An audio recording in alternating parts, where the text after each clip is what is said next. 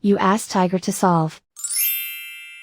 This deals with linear equations with one unknown. The final result is m equals -1. Let's solve it step by step. Simplify the expression. Expand the parentheses. Simplify the arithmetic.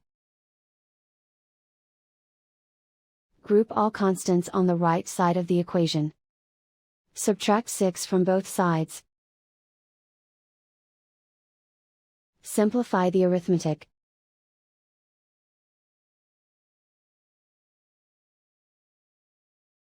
Isolate the m. Divide both sides by -3. Cancel out the negatives. Simplify the fraction.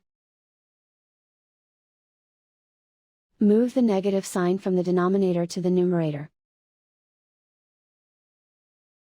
Simplify the fraction. And so the final result is m equals -1.